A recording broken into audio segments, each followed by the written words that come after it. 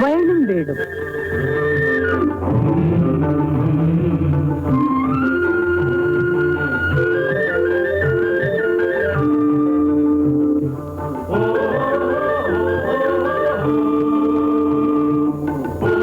Good morning.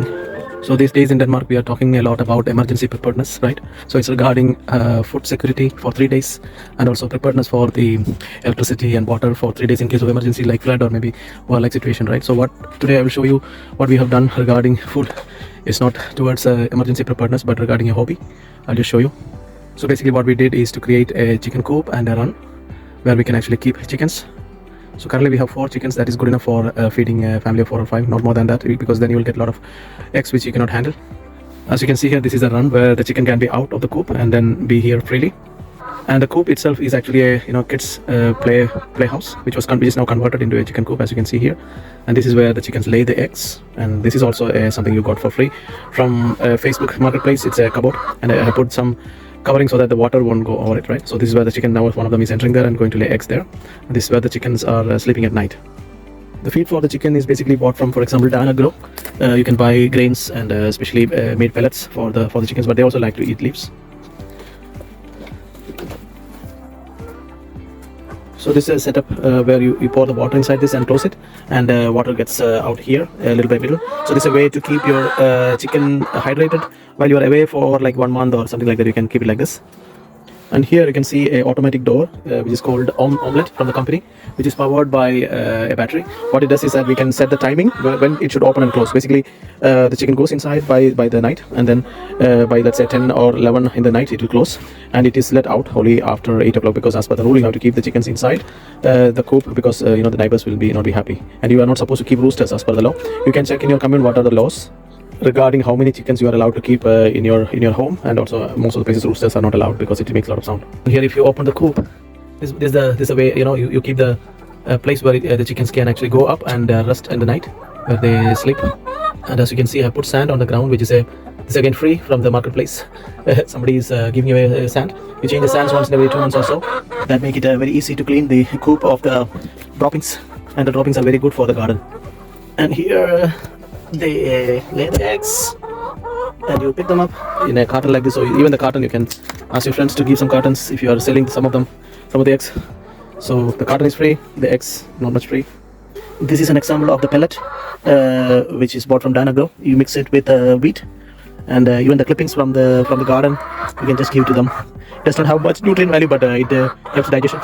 This is something you buy from the shop, or you can get from the sea side. This is the shell from the so this gives calcium to the chickens, because they need a lot of calcium to produce eggs with the shells. So that's also something they eat time to time. So initially when we made the coop, there was a name called Chicken, and it's all gone now.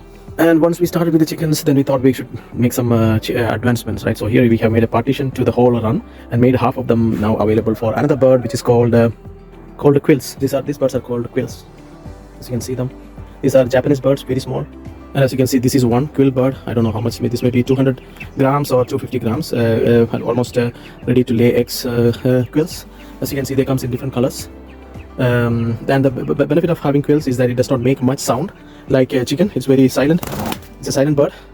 You can see the water is given to quills in this format, and or even for chickens you can give food like this. The pellets are and the wheat is mixed, and they can access it from here. So if you look at the difference between the birds, chicken and the quill, the quills do not roost. I mean, the chicken go inside the coop in the night and they sleep there. They don't do that much. They just hang around here. And regarding eggs laying, they just lay the egg everywhere. They don't have a pattern in which, but the chickens very clearly goes into the nest and they lay the eggs.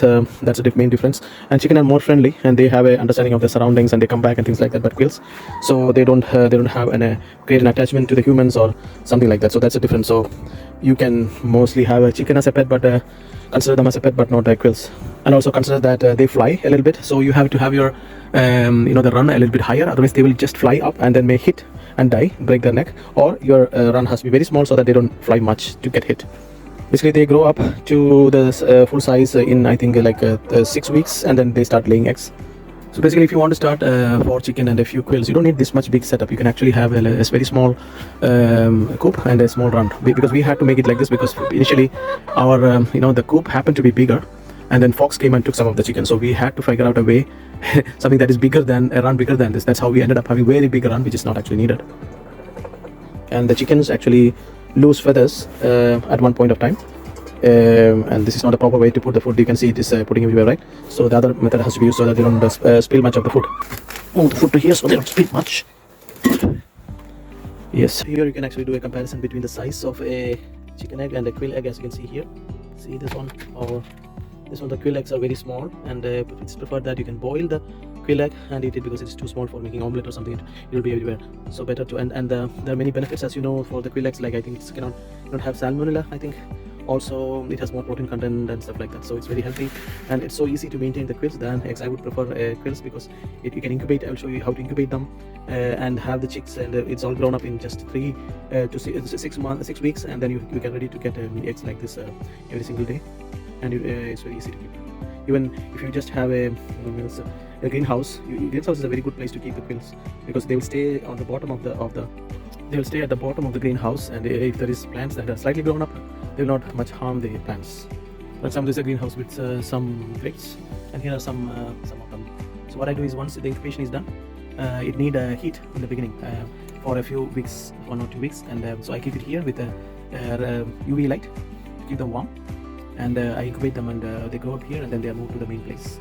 This is the heating lamp, again from Danagrow. It provides infrared light. You can use attach it to any light holder, and give enough heat during the initial days, which is required, until they grow their own feathers and are ready to go their own. I'll also show you how to incubate the eggs. This is an incubator in action. As you can see here, depending upon what type of egg it is it a quail egg or a chicken egg or something else, there's a particular time period during it has to be incubated. It has to get given heat. In the first, for example, in the case of quail eggs, in the first 2 weeks the temperature has to be 38.5, and the last week it has to be 37.8, and there's also a humidity factor you have to take care of. And here's an incubator that is trying to incubate 35 quail eggs, and it is at 38.5 degrees Celsius now, and is on the day 16, so nearly 1 more week to go. As you can see here, there is some water vapor because we have put water underneath for the humidity. I've just opened it to show you, and here is like 35 eggs which are separated. What it does is, it has an automatic rotator which will move this tray from one side to the other every 1 hour or 2 hours, so that the eggs are constantly once in an hour moved, like in a real life scenario. And I think that is required. The real bird actually will turn the eggs a little bit, that's needed, and here you can put water under it, so once in every 2 days you have to check for water. Here, for example, you can see there is some water left. Yeah.